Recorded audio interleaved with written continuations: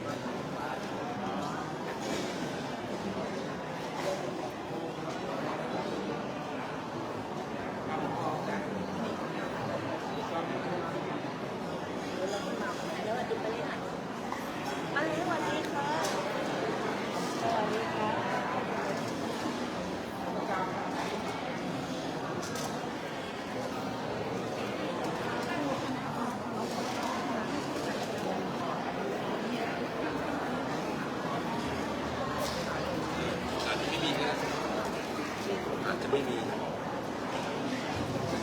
สองสามสี่ครับทุกคนในวันกำลังมีการประกอบพิธีถวายอย่างนั้นในเวลาผมบอกจะว่าวันนี้เราจะได้จัดเตรียมพิธีสืบชะตาสังโยมเราจะมีพิธีถวายที่เสร็จจากนั้นใช้เวลาประเมินเนาะก็รอคอยเจ้าภาพเจ้าศรัทธาที่วันนี้มาหลายคณะวันด้านหน้าเข้าเรียนตรงหน้าเลยเด้อที่ต้องที่ไม่ได้นั่งนะครับใครที่จะมาร่วมบุญร่วมกุศลถวายปัจจัยสมทบเป็นบริวารกฐินนะตรงทางเข้ามาตั้งโบสถ์วิหารนี่นะถ้าขึ้นมาโบสถ์วิหารอยู่สายมือเลยนะ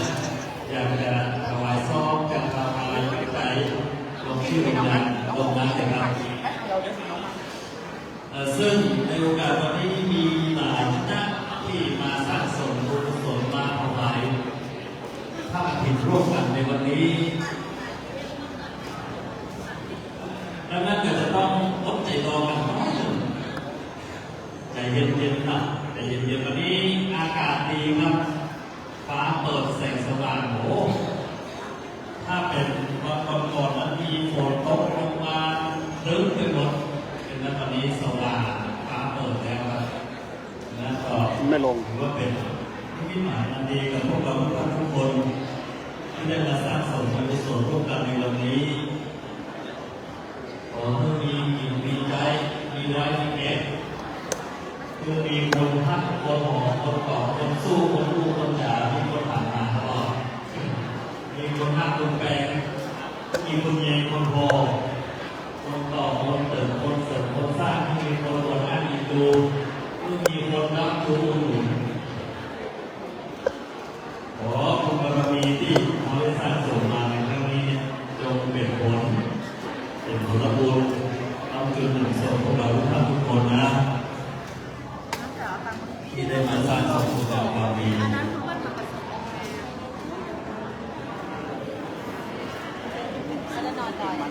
คำสอนขององค์สมเด็จพระสัมมาสัมพุทธเจ้านั้นบอกไว้ว่าเมื่อกระทำกรรมอันดีเมื่อรีบหนีตามตัวกระทำจิตใจมันไม่หมองมัวคำเศร้านี่แหละเป็นคำสอนของพระพุทธเจ้าไว้มาก็คือทำดีละชั่วทำจิตใจผ่องใสนะ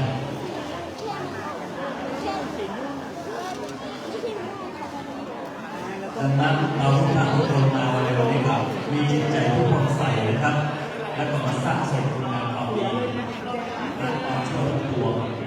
วันนี้มาถึงแล้วตั้งอกตั้งใจ เจ้าภาพที่มาใหม่ก็ขึ้นมาด้านบนได้เลยครับที่กำลังมาถึง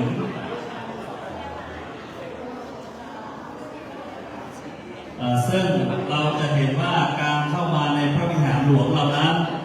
ขึ้นมาปุ๊บจะเห็น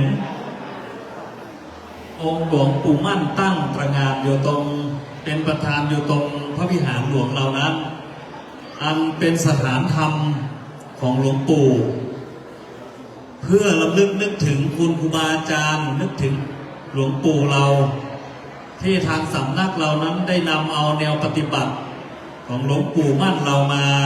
ใช้ในทุกวันนี้นะครับก็เพื่อเชิดชูบูชาคุณ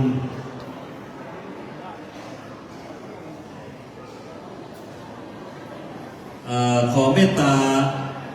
เจ้าของรถป้ายทะเบียนจอจานยอยักษ์2906เชียงใหม่ได้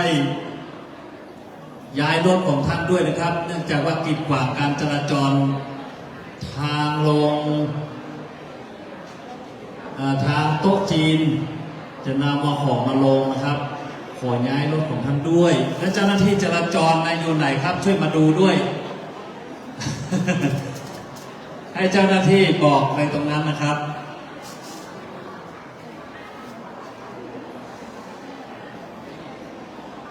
ซึ่งในโอกาสวันนี้นั้นมีทางเจ้าภาพเจ้าศรัทธาที่ทางพระเดชพระคุณหลวงพ่อ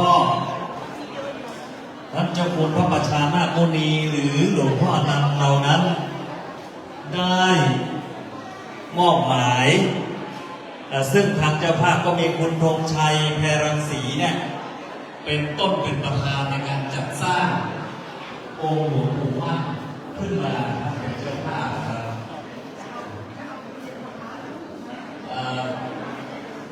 รถโยมนะกอไก่บอใบไม้5335จันทบุรีรถเป็นครับพอดีจอดตรงทางโค้งพอดีขอความเมตตาย้ายรถของท่านด้วยครับที่มาจากจันทบุรีนะครับขอย้ายรถหน่อยเจ้าหน้าที่อยู่ตรงนั้นก็ช่วยบอกนะครับถ้าเห็นปุ๊บ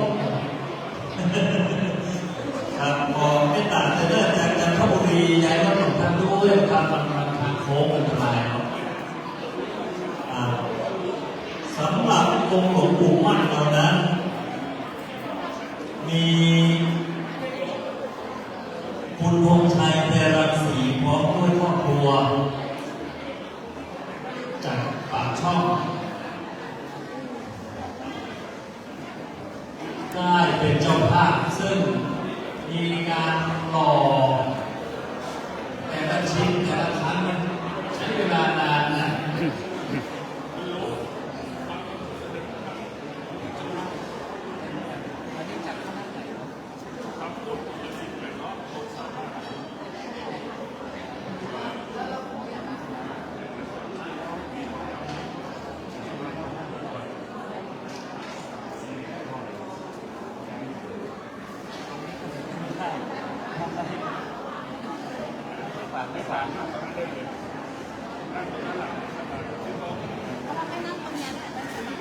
สำหรับเจ้าภาพเจ้าศรัทธาที่มาแต่ละคณะบางคณะนั่งสงบสบายที่ด้านล่างได้ก็ขอมีพลังดูนะสำหรับที่ยังมีรางวัลชานั่งเข้าเพียบนั่งสมาธิบ้างได้ก็ตามนั้นส่วนมีอายุหน่อยสิบปีขึ้นมาหน่อยที่เป็นสวขึ้นมาเขาเรียกว่าเซเว่นอัพ70ขึ้นหรือว่าอะไรยังไงก็อาจจะต้องนั่งเก้าอี้นะบางทีของความชำรุดอะไรเงี้ยแต่ถ้าเรานั่งแบบพื้นได้ก็ที่โบราณดาบลงนะแล้วก็ถ้านั่งพื้นได้ก็นั่งตามอัธยาศัยข้างหน้าก็ได้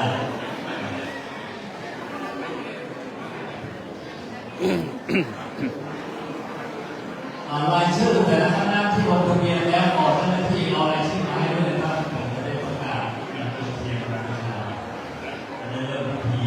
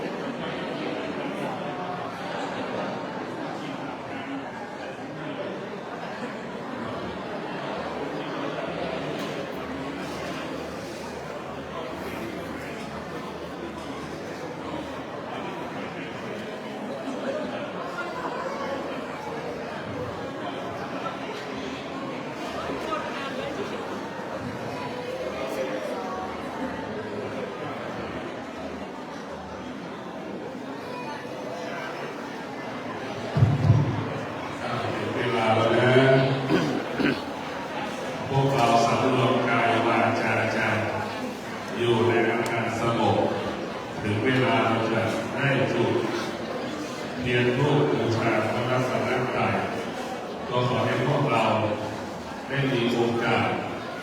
ได้บูชาพระพุทธรูปพร้อมเพรียงกันจุดเทียนสองขนาดบูชาพระรัตนตรัยเสร็จเราจะจุดเทียนบูชาหลวงปู่มั่นหลวงปู่มั่นก็มีหลายคณะเราจะต้องได้จุดก็ขอให้พวกเราได้เมตตาได้กรุณาอยู่ในความสงบ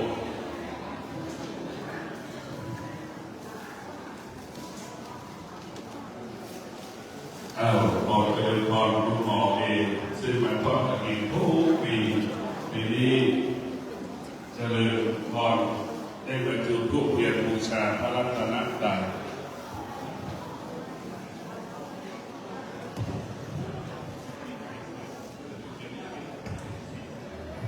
พุทโธมังกาลาสัมพุทโธสัมพุทโธทิปะรุตตโมพุทธามังกาลาแมกัมมะกาปะมุจจาลิธัมโมมังกาลาสัมพุทโธคัมภิโรทุทัสโสธัมมามังกาลาแมกัมมะสัพพะพายาปะมุจจาลิสัพโฆมังกาลาลุตตะโลสังฆามังกาลาแมกัมมะสัพพะโลกาปะมุจจาลิสาธุจุดทึกติดนะครับเนี่ย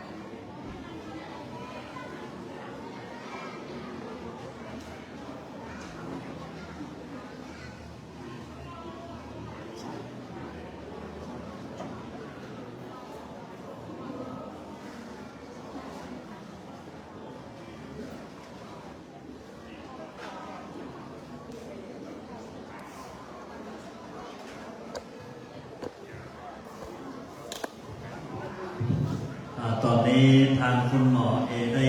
จุดเทียนธูปบูชาพระรัตนตรัยเป็นที่เรียบร้อยนะครับต่อไปขอเชิญเรียนเชิญคุณธงชัยแพรรังสีผู้เป็นเจ้าภาพเป็นต้นเป็นประธานในการจัดสร้างองค์หลวงปู่มั่นเรานะครับซึ่งวันนี้ท่านไม่ได้มาก็ได้มอบตัวแทนโดยขอเรียนเชิญคุณเจนจิราแพรรังสีผู้เป็นลูกสาวได้มาจุดเทียนมงคล2 คนเลยนะครับคุณจิราลักษณ์แพรรังสีอีกท่านหนึ่งคนละ1 เล่มครับครับผม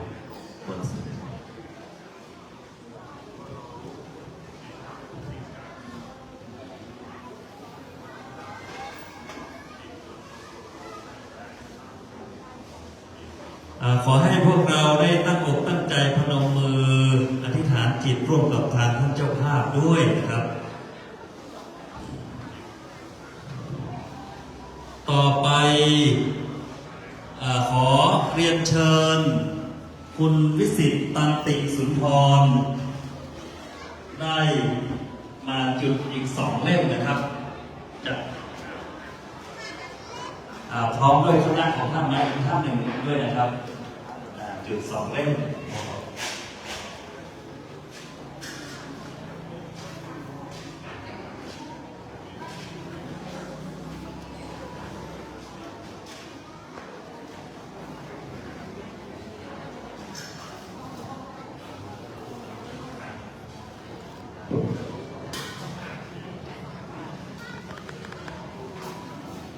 ต่อจากท่านนิสิตตันติสุนทรก็ขอเรียนเชิญคณะของอาจารย์โมครับอาจารย์โมอีก1 เล่มนะครับ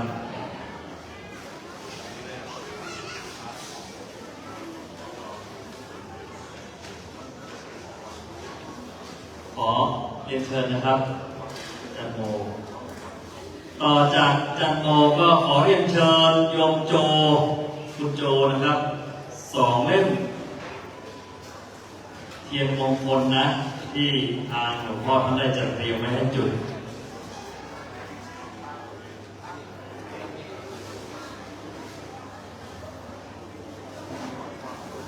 โยมโจคุณโจมาเลยครับ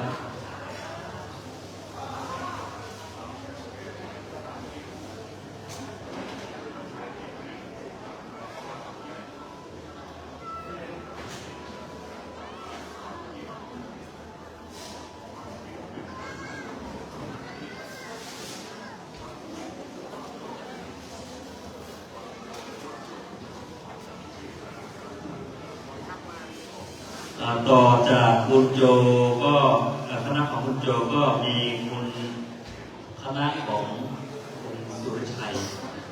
อีก1 เล่ม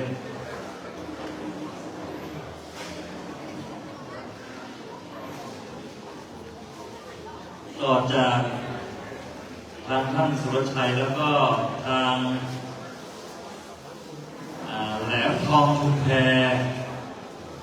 ได้มาจุดอีก1 เล่มนะครับคณะกฐินที่มาร่วมด้วยช่วยกันในวันนี้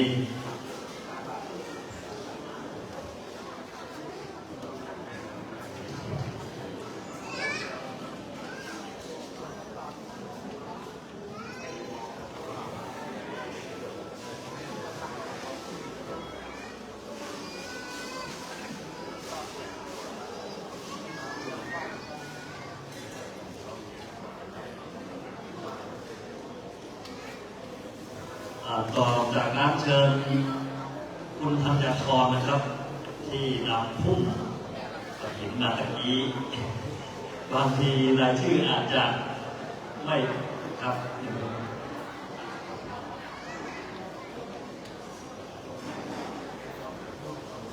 ต่อจากนี้ก็ขอเรียนเชิญคณะของคุณหมอเออีก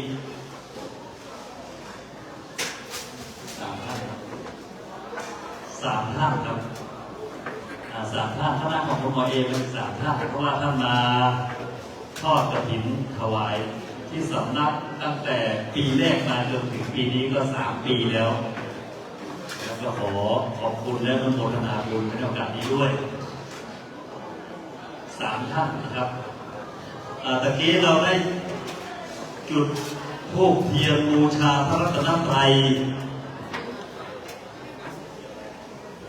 ไปเรียบร้อยแล้วเทียนเล่มซ้ายนั้นเราบูชาพระธรรมเทียนเล่มที่2นั้นบูชาพระวินัยธูป3 ดอกบูชาพระบริสุทธิคุณพระปัญญาคุณพระมหากรุณาธิคุณขององค์สมเด็จพระสัมมาสัมพุทธเจ้าศีลธรรมนี้แลกจุ่มเนื้อเย็นใจมันต้องเป็นไปเป็นสุขเที่ยงมั่นกินตามอยากน้ำกระทำบุญหลวงหลายจะได้สบายเกิดสุขภายหน้าพุทโธเป็นเครื่องกั้นสงสารธัมโมเป็นอัศญานต้องพ่ายสังโฆเป็นพิดานบำรุง3 สิ่งนี้ปาแหวกไหวจริงโอนโศกสารตอนนี้ไปขอทุกท่านได้ กล่าวคำบูชาพระรัตนตรัยพร้อมกันในโอกาสตอนนี้กราบหนึ่งกราบสองกราบสาม ตู้ชัยครับเดี๋ยวตู้ชัยถ่ายรูปเนี่ยตู้ชัยลงในเฟซอะไรไหมเราจะได้ดูจะได้ไปดูในเฟซได้ทางสายเอกหลวงปู่มั่นวัดรอนจันทร์ก็ได้เราจ่ายตู้ชัยนะในเฟซใช่ไหมวัดรอนจันทร์ อิมินาสการเรนะหัมมังอภิปูชยามะอิมินาสการเรนะสังฆังอภิปูชยามะอะระหังสัมมาสัมพุทโธภะคะวาพุทธังภะคะวันตังอะภิวาเทมิสวากขาโตภะคะวะตาธัมโมธัมมังนัมมัสสามิสุปฏิปันโนภะคะวะโตสาวกสังโฆสังฆังนะมาต่อไปขอเรียนเชิญคุณหมอเอ็นได้นำตลับปัดมาถวายพระเดชพระคุณหลวงพ่อท่านเจ้าคุณ ไม่มีเรื่อง แล้วจะได้อาราธนาศีลพร้อมกันครับ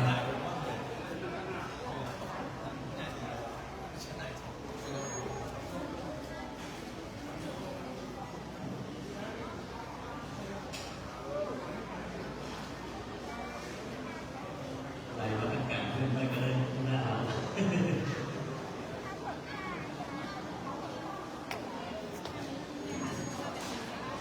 ตั้งหูตั้งใจได้กล่าวคำอาราธนาศีลพร้อมกันในโอกาสแบบนี้นะ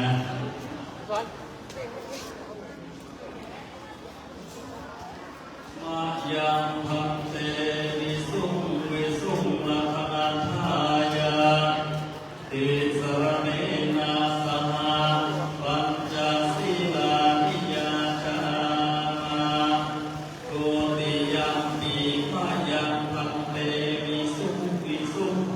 ลัคนันทายาติสรเนนะสหปัญจศีลานิยาจามาตาปิยัมปิมายังพันเตวิสุงลัคนันทายาติสรเนนะสหปัญจศีลานิยาจามา นะโมตัสสะภะคะวะโตอะระหะโตสัมมาสัมพุทธัสสะนะโมตัสสะภะคะวะโตอะระหะโตสัมมาสัมพุทธัสสะนะโมตัสสะภะคะวะโตอะระหะโตสัมมาสัมพุทธัสสะ นะโมตัสสะภะคะวะโตอะระหะโตสัมมาสัมพุทธัสสะนะโมตัสสะภะคะวะโตอะระหะโตสัมมาสัมพุทธัสสะนะโมตัสสะภะคะวะโตอะระหะโตสัมมาสัมพุทธัสสะ พุทธังสรณังคัจฉามิ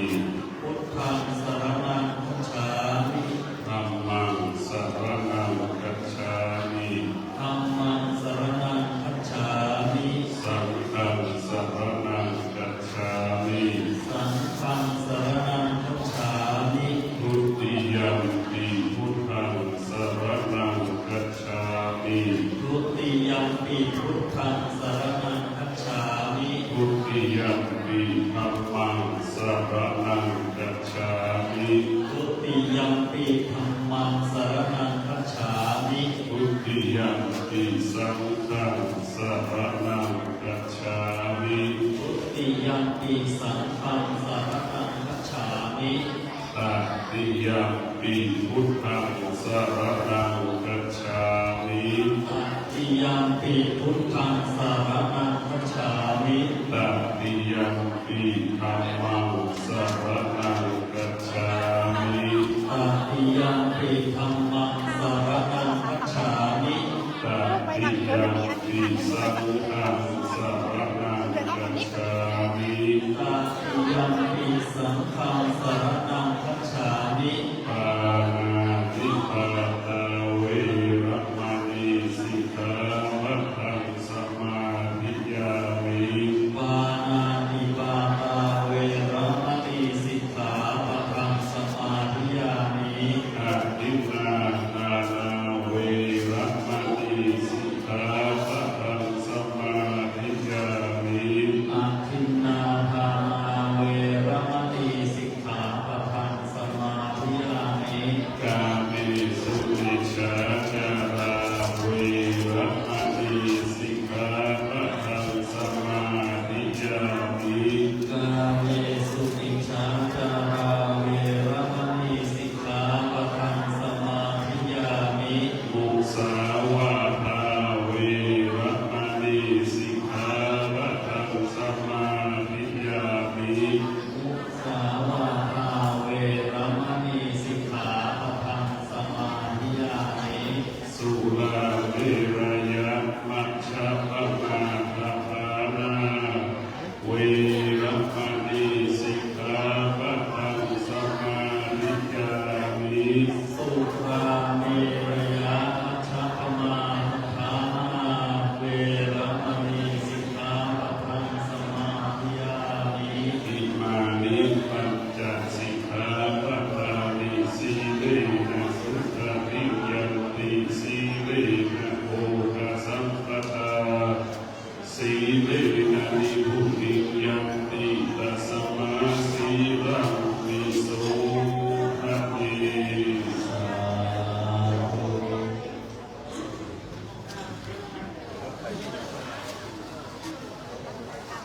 บัดนี้พวกเราพระสงฆ์จะได้เจริญโมพุทธโมสติมหาสติมหาติขอให้พวกเราได้เอากรรมฐานสั้นๆระยะสัก20 นาทีไม่มากตามนะอิมังกรรมฐานัง กรรมฐานัง อานิธามิ อิฐานิ อิมัง อิมัง ภาวนานัง ภาวนานัง อานิธามิ อิฐานิ ขอให้สำรวจให้พวกเราสำรวจกายวาจาใจเราดูไว้ที่หน้าขาที่ตักให้อยู่ความสงบนิ่งเอาว่าสงบคือมงคลสงบก็คือความละเอียดนะครับที่เราคิดพูดไม่ผิดพลาดขอให้พวกเราสงบนิ่งบางๆตามกับ20 นาที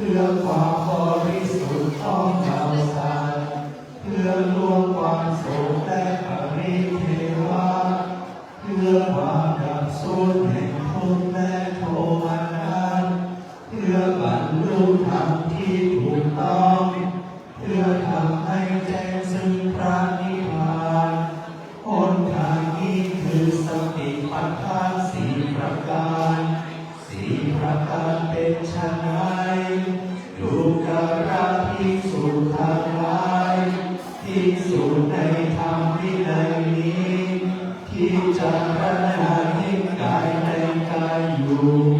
มีความเพียรมีสัมปชัญญะมีสติกำจัดอภิชฌาและโทมนัสในโลกเสียได้หนึ่งพิจารณาเห็นเวทนาในเวทนาอยู่มีความเพียรมีสัมปชัญญะมีสติกำจัดอภิชฌาและโทมนัสในโลกเสียได้หนึ่งพิจารณาเห็นจิตในจิตอยู่มีความเพียรมีสัมปชัญญะมีสติกำจัดอภิชฌาและโทมนัสในโลกเสียได้หนึ่งพิจารณาเห็นธรรมในธรรมอยู่มีความเพียรมีสัมปชัญญะมีสติอภิชฌาและโทมนัสในโลกเสียได้หนึ่งดูกราภิกษุทั้งหลายภิกษุพิจารณาเห็นกายในกายอยู่อย่างไรเล่าภิกษุในธรรมวินัยนี้ไปสู่ป่าก็ดีไปสู่โคนไม้ก็ดีไปสู่เรือนว่างก็ดีนั่งคู่บันลังตั้งกายตรงดำรงสติไว้เฉพาะหน้าเธอมีสติหายใจออกมีสติหายใจเข้าเมื่อหายใจออกยาวก็รู้ชัดว่าเราหายใจออกยาวเมื่อหายใจเข้ายาวก็รู้ชัดว่าเราหายใจเข้ายาวเมื่อหายใจออกสั้นก็รู้ชัดว่าเราหายใจออกสั้นเมื่อหายใจเข้าสั้นก็รู้ชัดว่าเราหายใจเข้าสั้นยอมสำเนียกว่าเราจะเป็นผู้กำหนดรู้ตลอดกองลมหายใจทั้งปวงหายใจออกยอมสำเนียกว่าเราจะเป็นผู้กำหนดรู้ตลอดกองลมหายใจทั้งปวงหายใจเข้ายอมสำเนียกว่าเราจะระงับกายสังขารหายใจออกยอมสำเนียกว่าเราจะระงับกายสังขารหายใจเข้าดูการะภิกษุทั้งหลายนายช่างกลึงหรือลูกมือของนายช่างกลึงผู้ขยันเมื่อชักเชือกกลึงยาวก็รู้ชัดว่าเราชักยาวเมื่อชักเชือกกลึงสั้นก็รู้ชัดว่าเราชักสั้นแม้ชั้นใด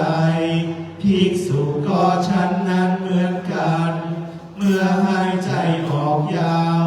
ก็รู้ชัดว่าเราหายใจออกยาวเมื่อหายใจเข้ายาวก็รู้ชัดว่าเราหายใจเข้ายาวเมื่อหายใจออกสั้นก็รู้ชัดว่าเราหายใจออกสั้นเมื่อหายใจเข้าสั้นก็รู้ชัดว่าเราหายใจเข้าสั้น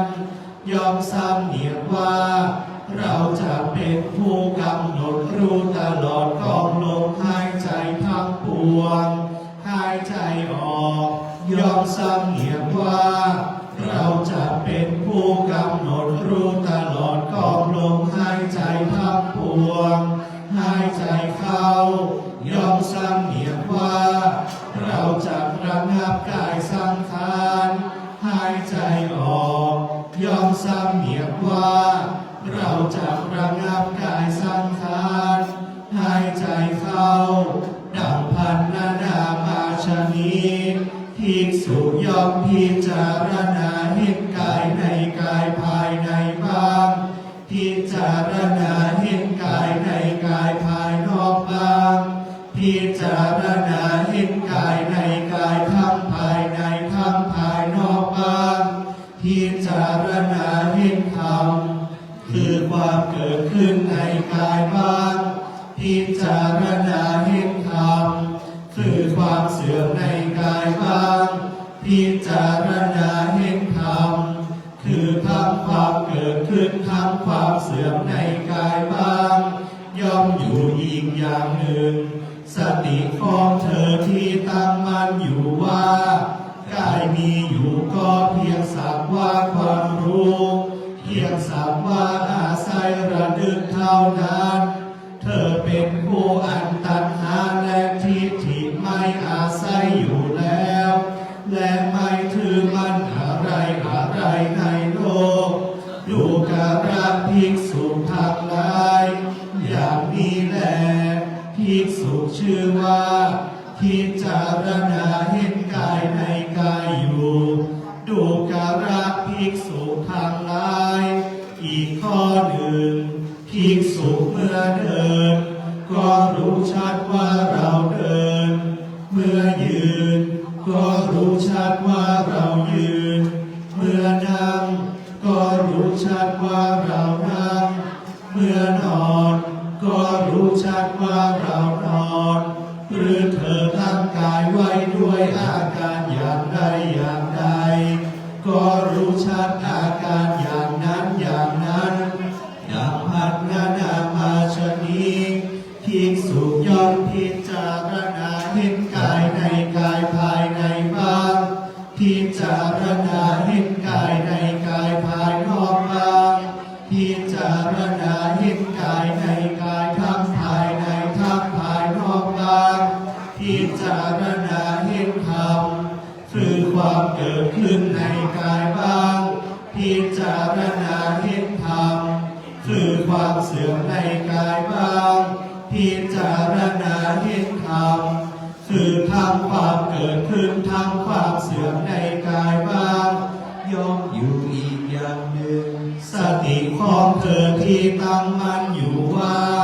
กายมีอยู่ก็เพียงสักว่าความรู้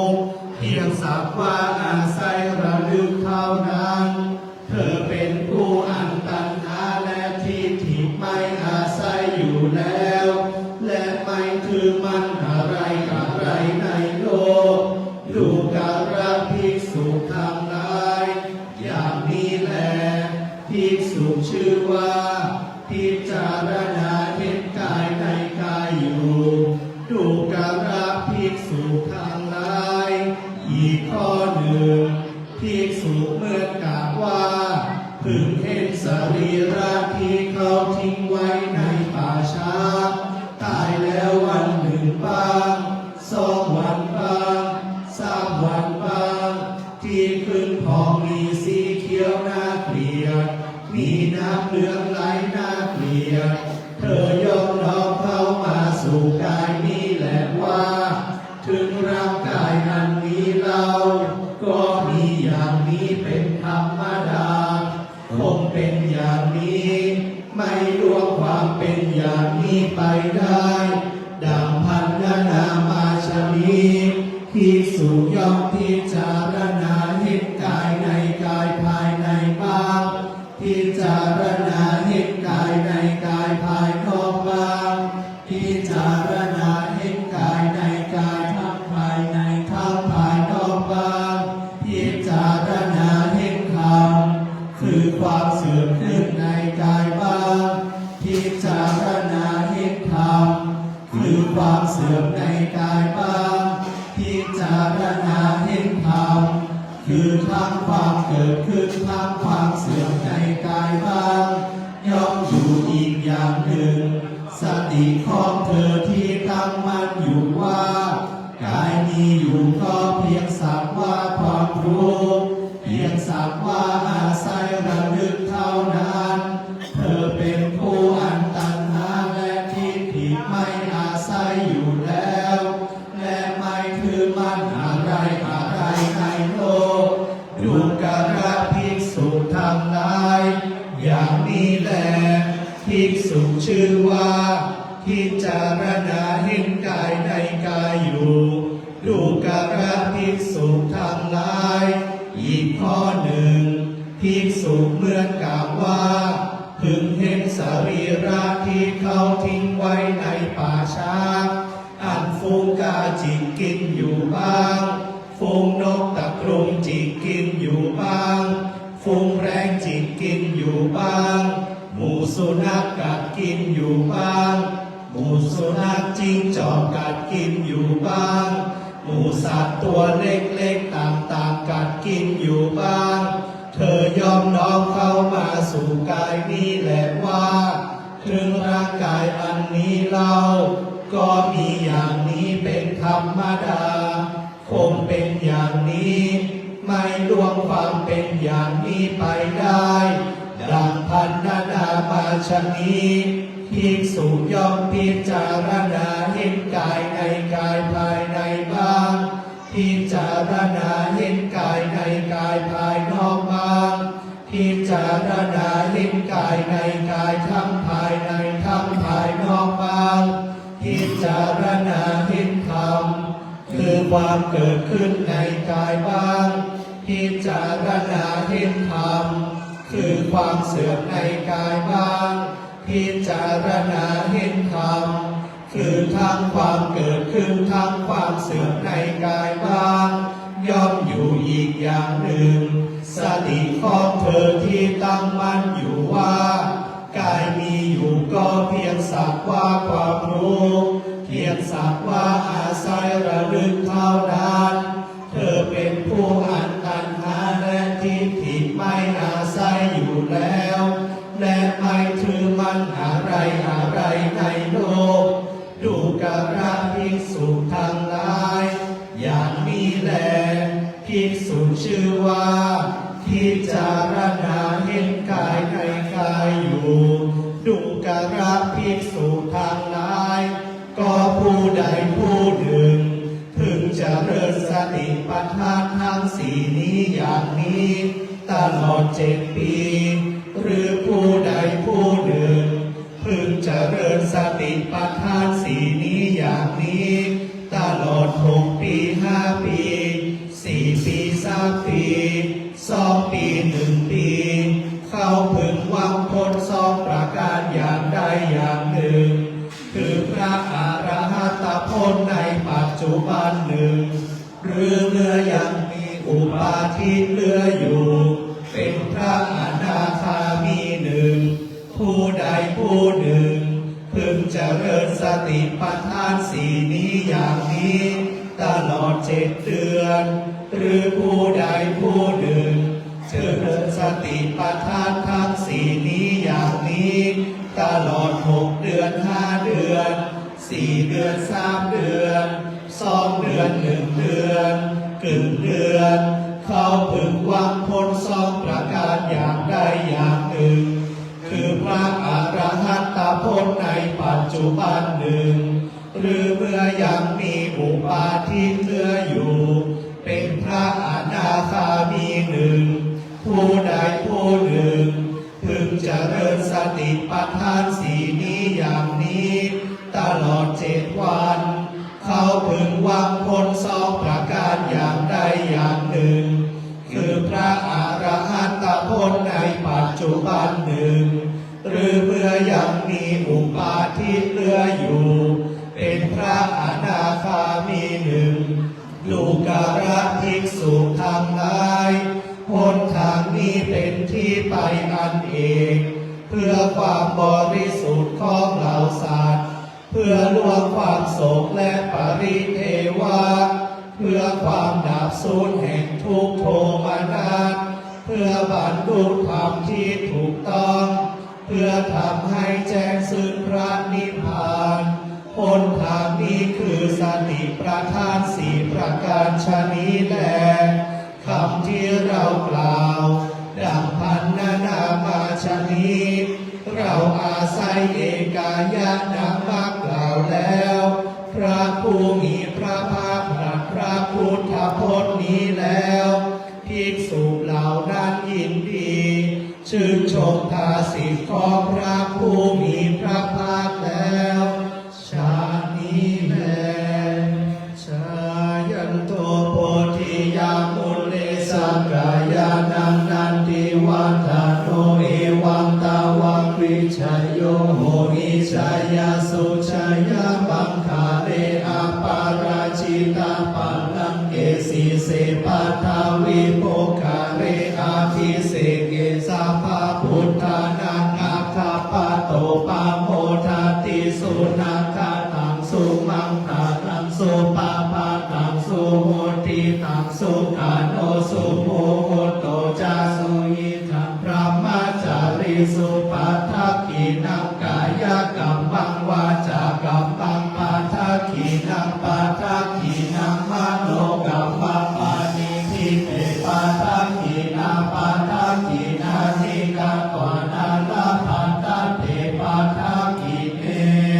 สุโขพุทธานาปุปันโทสุขาสัพพะเทสานาสุขาสังนาสาสามัคคีสัมมาคานันตาปุสุโขกัตติโยเสตุชาเนตัสสะมิเยโคตาปาติชายิโนวิชาจารณะสัพปันโนสุเสโตเทวมนุสิทิวาตาปาติอาทิโจรันติมาปาติจันติมาสันนัโทคัตติโยอัปปติชายิตาปาติพระมาโนอัตตาสัพพะมะโหราตะพุทโธอัปปติเตชะสา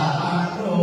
กายาปารามาลาภาสันตุติปารามานานังวิสาสาปารามายาตินิพพานังปารามังสุขั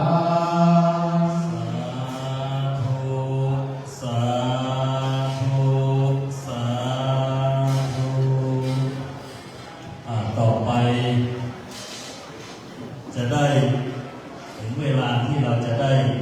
กล่าวคำถวายผ้ากฐินดังนั้นวันนี้เรามีหลายคณะที่มาร่วมกันขอเจ้าภาพแต่ละคณะได้ไปยกผ้าไตรที่ได้นำมานะมาประคองไว้ตรงหน้าเอามาประคองไว้ตรงด้านหน้าของใครนะที่เอามาก็เอามาประคองไว้แล้วก็ยืนขึ้นครับ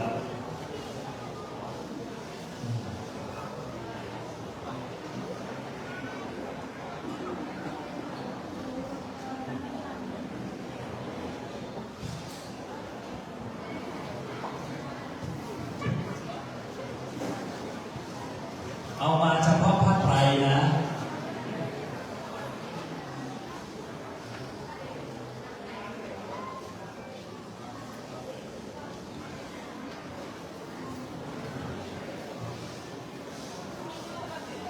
ได้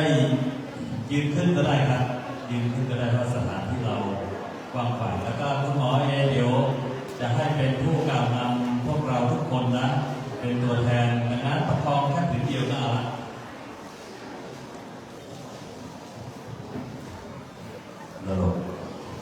ครับก่อนที่เราจะได้กล่าวตาม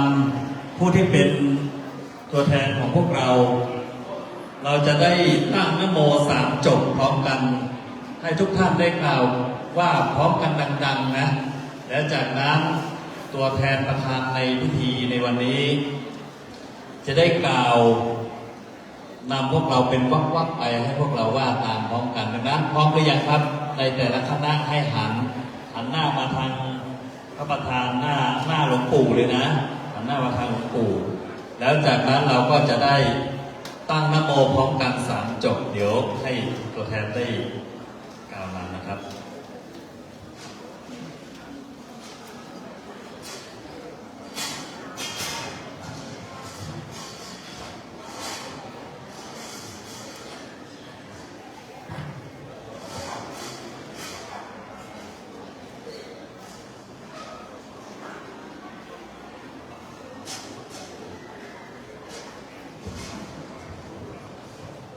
พร้อมหรือยังครับตั้งจิตอธิษฐานแล้วก็เตรียมว่าตามพร้อมว่าดังๆนะ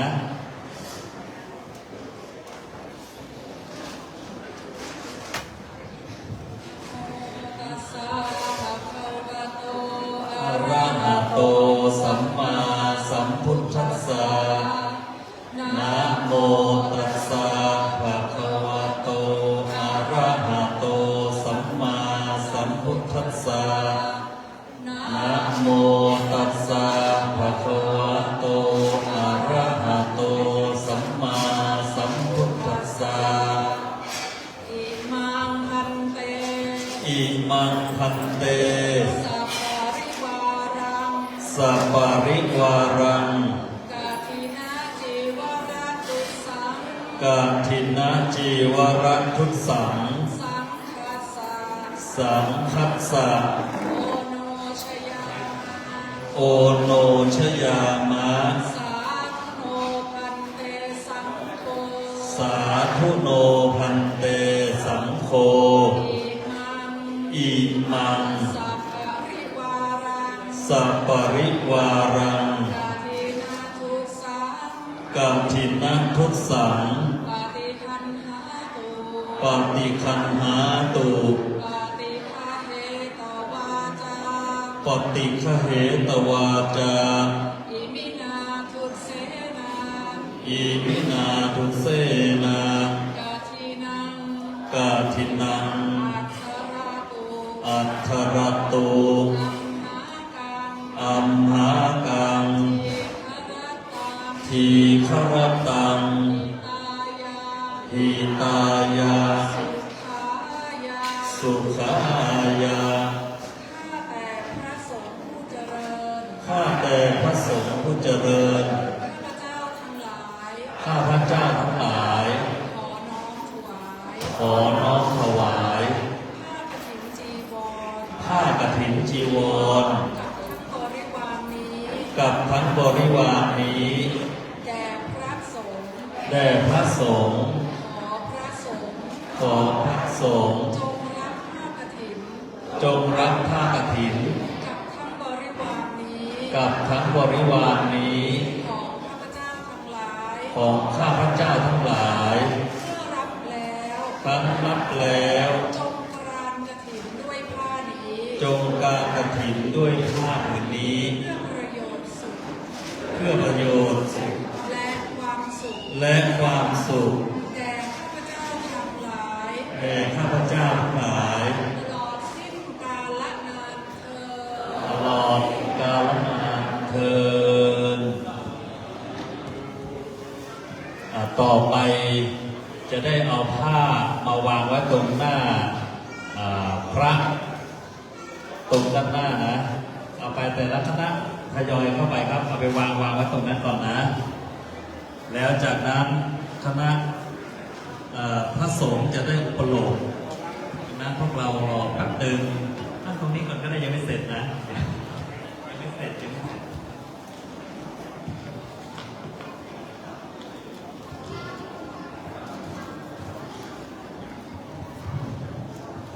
วางไว้ตรงนี้ก่อนแล้วจากนั้น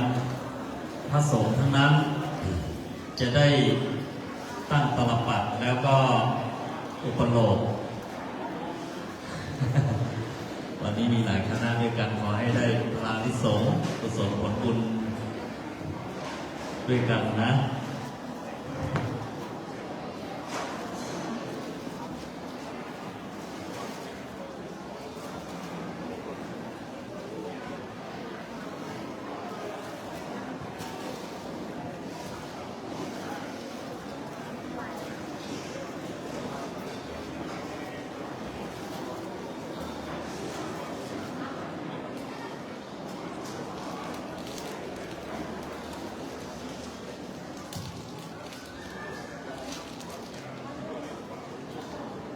เอาพระไตรมาตรงด้านหน้าเลยครับที่พระอาจารย์ชาตรีนี้ก็ได้เดี๋ยวต้องมีการอุปโลกก่อนนะและจากนั้นจะได้มาประเคนบริวารกฐินอีกครั้งหนึ่งนะครับถ้าหากว่าเอามาวางตรงด้านหน้าแล้วเชิญที่รับรองเดิมต่อไปไหว้สาพระอาจารย์ได้ตั้งตลปัดแล้วนะโมแล้วอุปโลกเลยนะครับ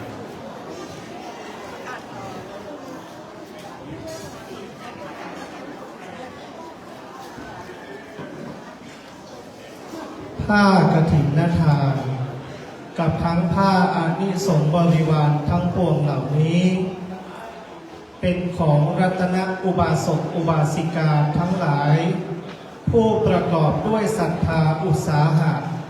พร้อมเพรียงกันนำมาถวายแด่พระภิกษุสงฆ์ผู้จำพรรษาครบถ้วนไตรมาสในอาวาสนี้ ก็แลผ้ากฐินทานนี้เป็นของบริสุทธิ์ดุจเลื่อนลอยมาโดยนภาอากาศแล้วหยาดลงในท่ามกลางสงฆ์มิได้เฉพาะเจาะจงแก่ภิกษุรูปใดรูปหนึ่งมีพระบรมพุทธานุญาตไว้ว่าให้พระสงฆ์ทั้งปวง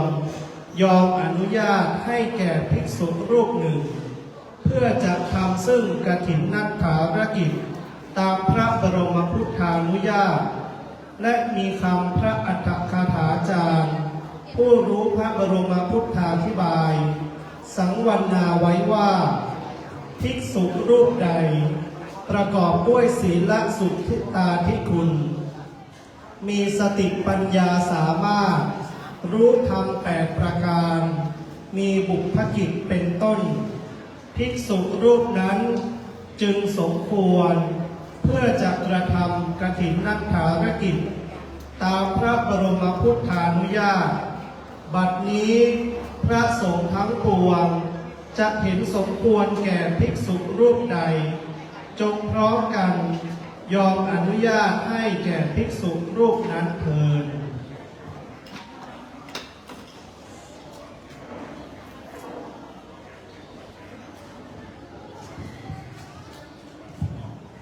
ผ้ากฐินทานกับทั้งผ้าอานิสงส์บริวารทั้งปวงนี้ข้าพเจ้าพิจารณาแล้วเห็นสมควรแก่พระเดชพระคุณพระประชานาถมุนีเป็นผู้มีสติปัญญาสามารถเพื่อจะทำกฐินนักถารกิจให้ถูกต้องตามพระบรมพุทธานุญาตได้ถ้าภิกษุรูปใดเห็นไม่สมควรจงทักท้วงขึ้นในท่ามกลางระหว่างสงฆ์ถ้าเห็นสมควรแล้วไซร้จงให้สัทธาสัญญาสาธุการขึ้นพร้อมกันเถิดสาธุ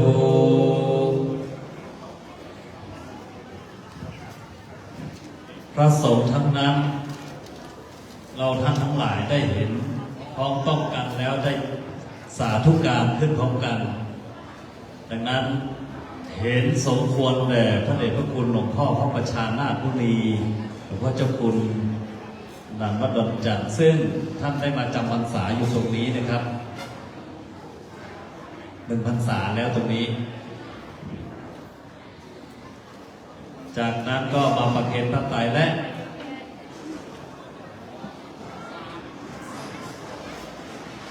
จากนั้นจะได้กรวดน้ำรับพรแล้วตอนนี้มาประเคนผ้าไตรให้เรียบร้อยก่อน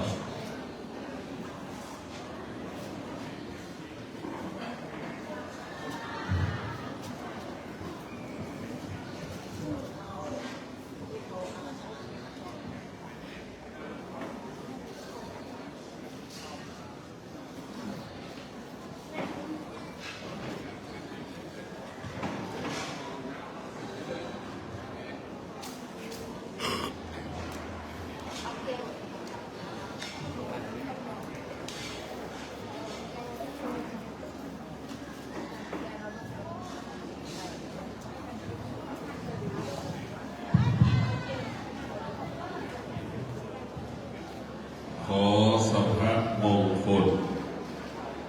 จงเกิดแก่ท่านทั้งหลายธรรมะภาคปฏิบัติกับธรรมะที่เราอ่านหนังสือทั่วไปย่อมแตกต่างกันธรรมะภาคปฏิบัติร่างกายของเราเป็นบ่อเกิดแห่งธรรมธรรมที่แท้จริงเกิดจากกายของเราธรรมที่แท้จริงเกิดจากกายของเราขยายเป็นพระไตรปิฎกขยายเป็นตำราเรียนต่าง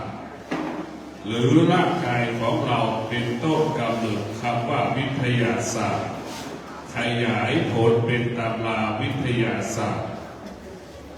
แต่คนส่วนมากของโลกไปติดพระไตรปิฎกไปติดตำรา จึงไม่เห็นกายจึงไม่เห็นธรรมธรรมะภาคปฏิบัติให้เห็นกายเห็นจิตให้รู้เรื่องกายให้รู้เรื่องจิต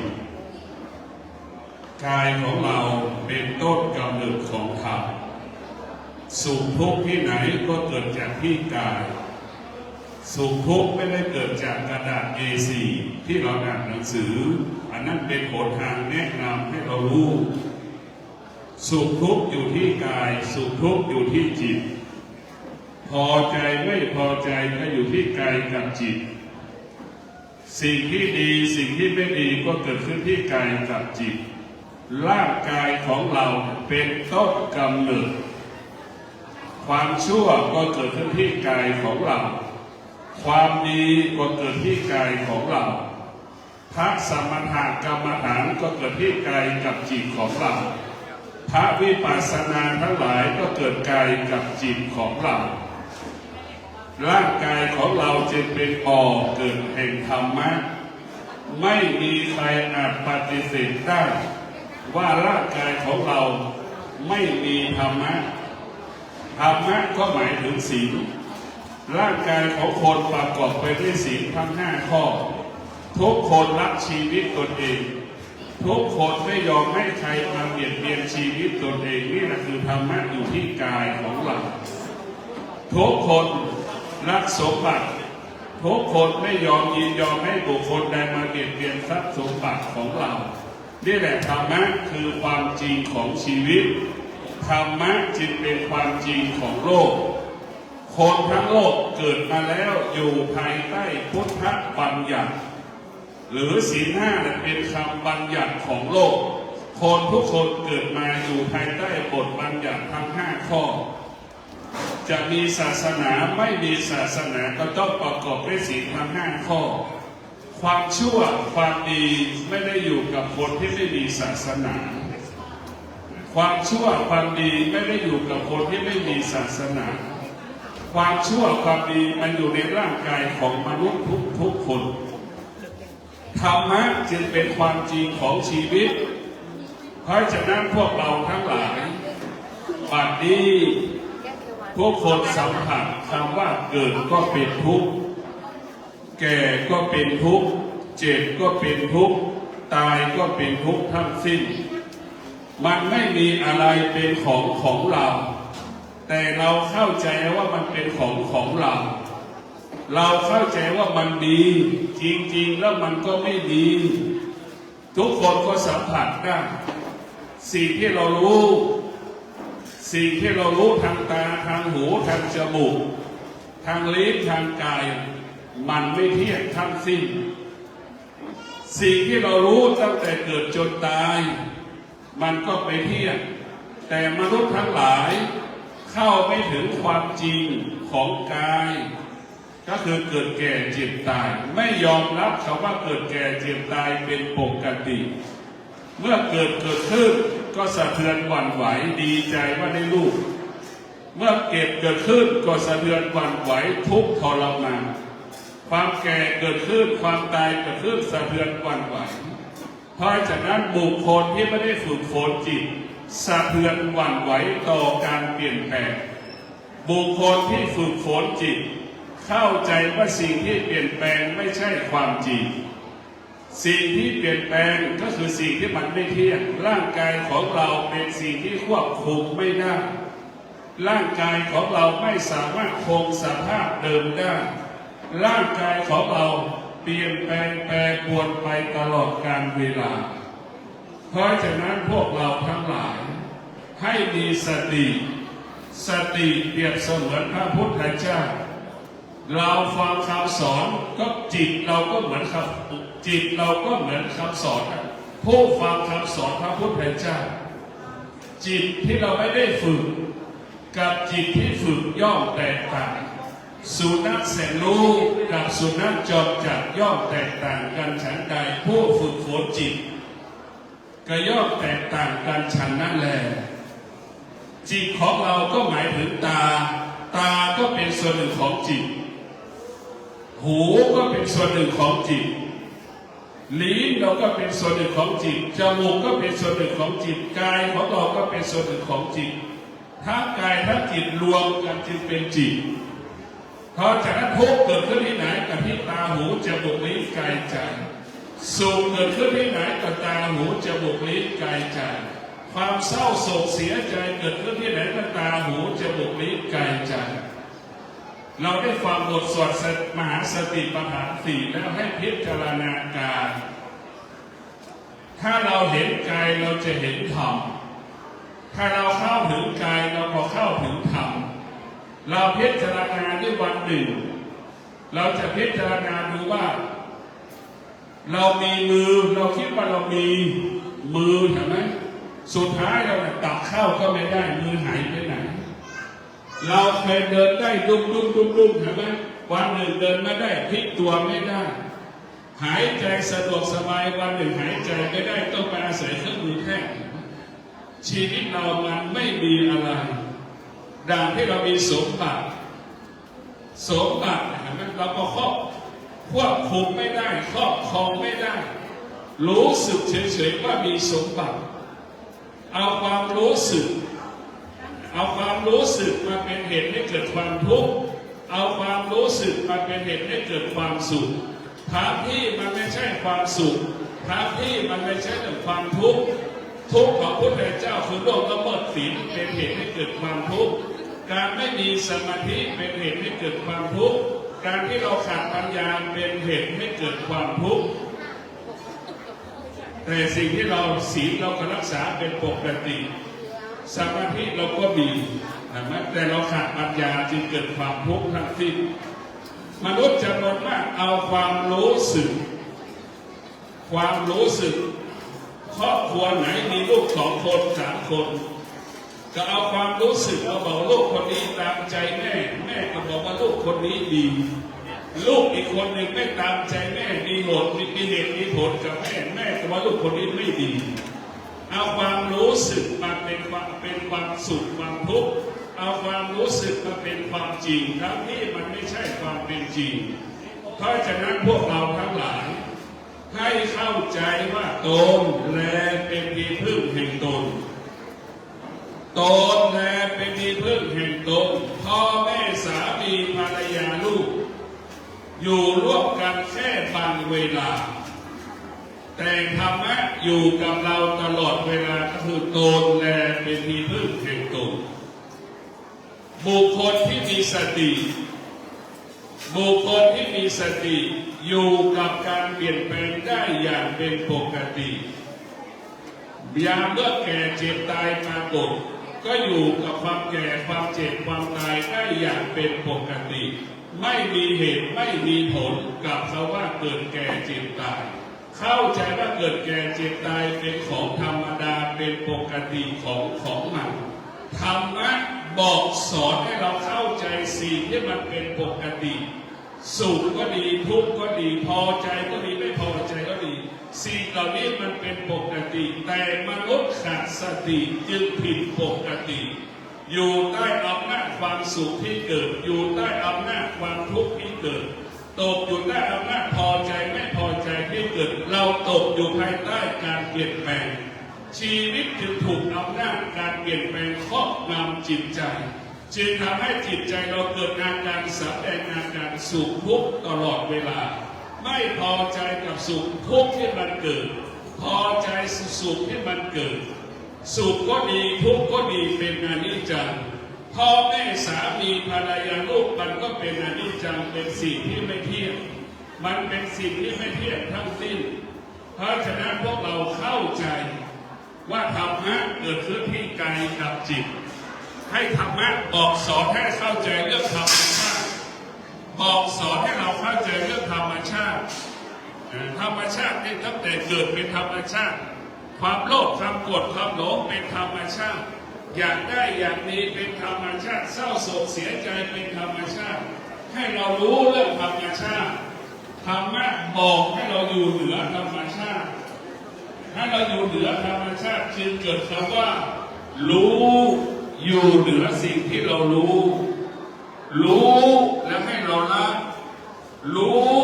แล้วไม่ตามรู้สิ่งที่รู้ไม่มีค่าไม่มีความหมายสิ่งที่รู้ก็คงสภาพเดิมไ ไม่สามารถทำให้เราสะเทือนหวั่นไหวได้ก็ขอให้ท่านทั้งหลายมีสติดำเนินชีวิตด้วยสติสติก็คือแม่จิตก็คือลูกจิตที่ไม่ได้ฝึกฝนเหมือนพฤติกรรมของลูกมีเหตุมีผลมีข้ออ้างมีข้อแก้ตัวให้กับพ่อแม่ตลอดเวลาลูกจะรู้มากเป็นเช่นนี้สติก็คือเหมือนแม่เป็นผู้รู้แม่จึงไม่มีเหตุผลให้กับลูกแม่จะอยู่เหนือเหตุผลของลูกแม่จำนวนมากจึงประสบความสำเร็จในการเลี้ยงลูกเพราะแม่ไม่มีเหตุผลลูกจำนวนมากไม่ประสบความสำเร็จในการเลี้ยงพ่อแม่เพราะลูกจำนวนมากมีเหตุผลที่จะทำให้พ่อแม่ทุกข์ใจทรมานใจลูกคนไหนมีเหตุผลพ่อแม่จะทุกข์ใจพ่อแม่จะไม่สบายใจลูกคนไหนไม่มีเหตุผลพ่อแม่มีความสุขพ่อแม่ขอลูกไปส่งโรงพยาบาลในคลินิกลูกจะมาต่อรองอีกเย็นได้ไหมเช้าพรุ่งนี้ได้ไหมนี่แหละลูกที่มีเหตุผลถ้าพ่อแม่มีเหตุผลนะพ่อแม่มีเหตุผลลูกทั้งโลกจะตายไปด้วยโรคพิการอีกทุกโรคพ่อแม่เหนื่อยพ่อแม่จะบอกว่าเหนื่อยจะไม่ไปหาหมอแล้วลูกพิษไม่ปวดลูกจะพิการเท่าไหร่จะป่วยจะเจ็บเท่าไหร่จะตายเท่าไหร่เพราะฉะนั้นพ่อแม่จึงเป็นผู้รู้จึงไม่มีเหตุผลพ่อแม่จึงประสบความสำเร็จในการเลี้ยงดูบุตรลูกทั้งหลายมีเหตุมีผลมีเงื่อนไขมีข้ออ้างมีข้อแก้ตัวลูกจำนวนมากจึงไม่ประสบความสำเร็จในการเลี้ยงดูบิดาลูกที่มีสติจะให้ความเป็นธรรมแก่บิดามารดา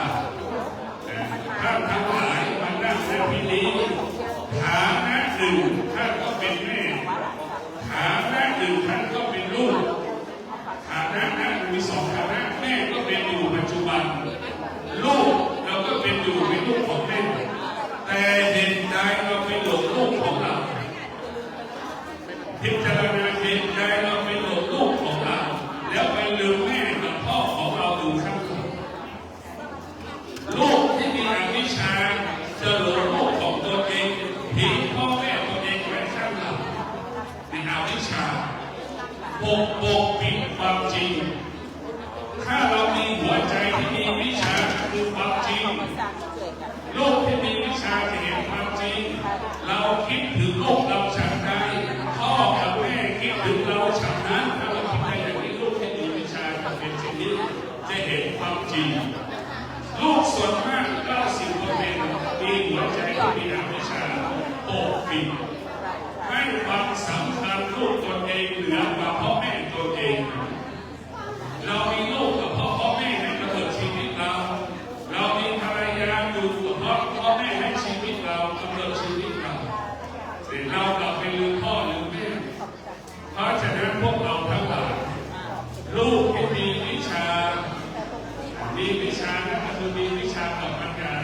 จะเห็นความจริงว่าแม่เราคิดถึงลูกเราฉันกัน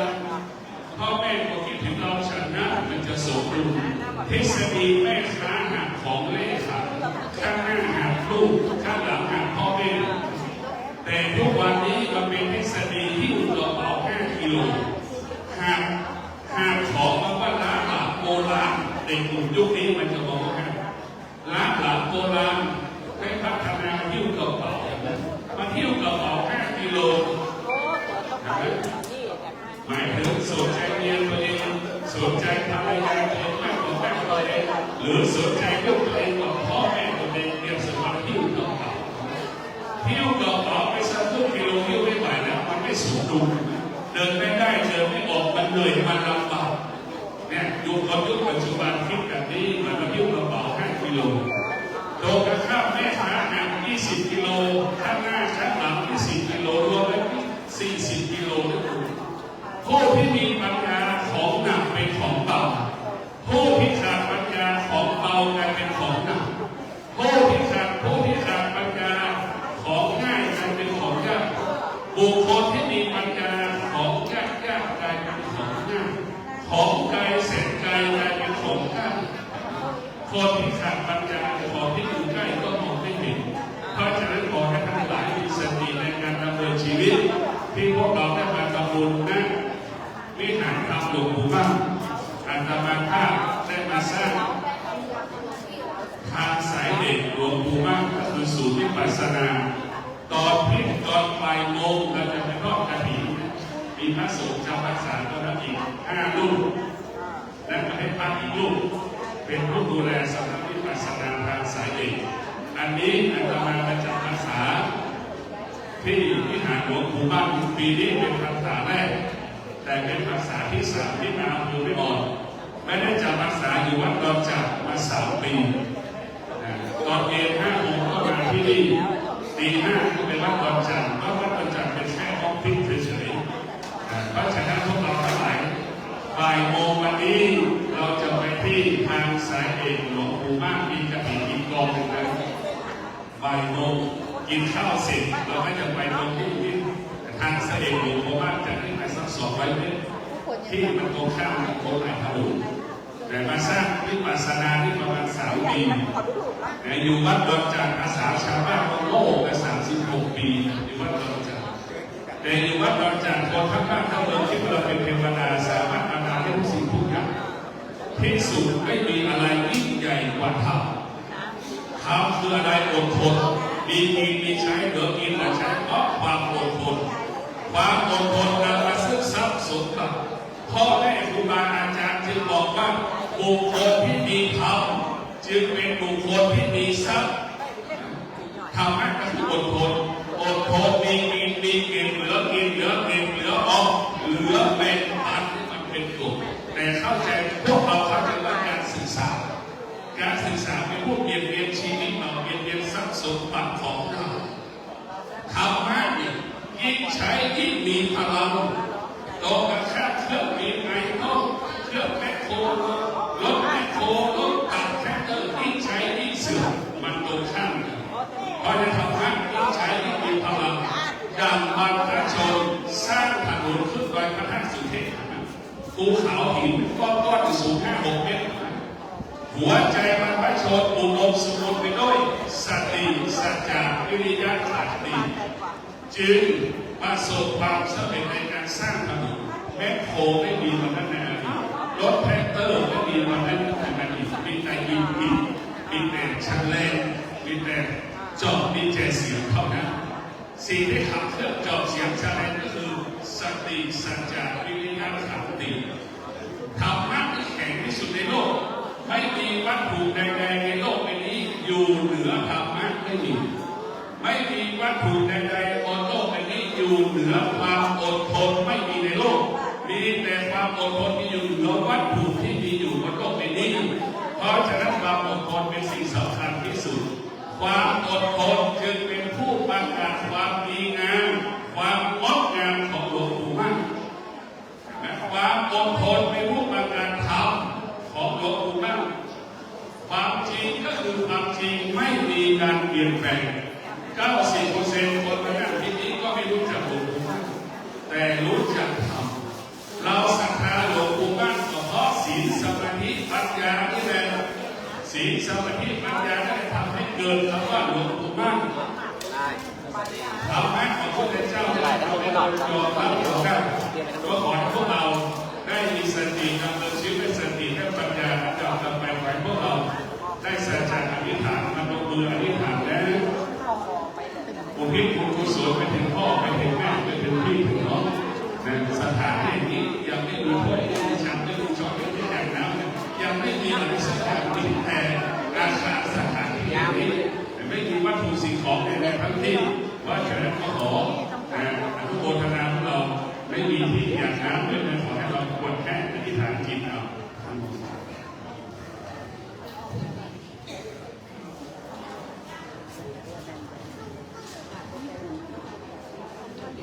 ยะถาวะริวหาปุราปาริปุเรนติสาคะลังอีวะเมวะอิโตตินังเปตานังอุปกัปปติอิจิตังปัจจิตังตุหังคิปะเมวะสเมจันตุสัพเพปุเรนตุสังกปาจันโทปนาระโสยะถามะติโชติระโสยะถาสัพพิติโยวิวัชชันตุสัพพะโร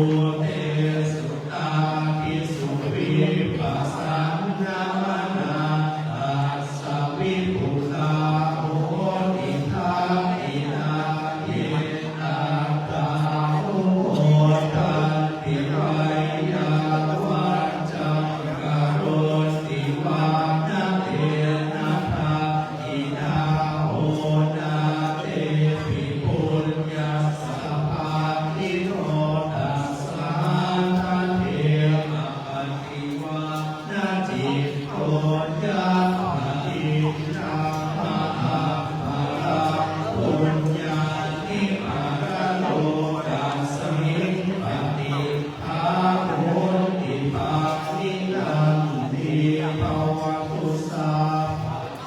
ภาลังรักขันตุสาภเทวตาสาภพุทธานุภาเวนัสสัทธาโสทิภวันตุเตภวตุสาภามังคลังรักขันตุสาภเทวตาสาภธรรมานุภาเวนัสสัทธาโสทิภวันตุเตภวตุสาภามังคลังรักขันตุสาภเทวตาสาภสังฆานุ ฟันแก่ ภา แล้วแก่ เวนัสสัทธาโสทิภวันตุเตสาธุสาธุสาธุ ก่อนที่จะเริ่มจะเป็นเอาขอเจ้าภาพที่จะนั่งเอาบริวารกฐินมาถวายพระเพลที่หลวงพ่อครับเป็นบริเวณเป็นบาตรเป็นของที่จะนำมาถวายนะ รวมไม่ก็จะไหวก่อนแล้วเดี๋ยวก็ปิดมานับใหม่100,000 โมงครึ่งนะกินข้าวเสร็จตอนทั้งเช้าแล้วก็บ่ายโมงเลยนะพวกเราพร้อมนะไปที่ทางเส้นจะได้ไปสักถ้ารถไม่ถึง1 นาทีนะครับ ดังที่พระเดชพระคุณหลวงพ่อได้แจ้งให้ทราบนะ ว่าการทอดกฐินของเราในวันนี้มีอยู่2 แห่ง แห่งนี้เป็นตำบลออนใต้อำเภอสันกำแพงเรียกว่าสถานธรรมหลวงปู่มั่น โดยมีหลวงพ่อท่านเจ้าคุณหลวงพ่อเราได้เป็นองค์รับพระฉินซึ่งท่านมาจำพรรษาอยู่ตรงนี้เป็นอีกอำเภอหนึ่งโดยมีพ่อหลวงสมชายท่านสรายุทธได้เป็นผู้ดูแลในส่วนของตำบลหมู่ที่ 10วันนี้บ้านแพทย์ส่วนข้างล่างนั้นเป็นตำบลออนกลางอำเภอแม่ออนอีกอำเภอหนึ่งโดยมีพ่อหลวงบุญเฉลิมสุขศรีเป็นผู้ดูแลในส่วนโน้นนะครับ ก็เป็น2 อำเภอ 2 ตำบลแยกกัน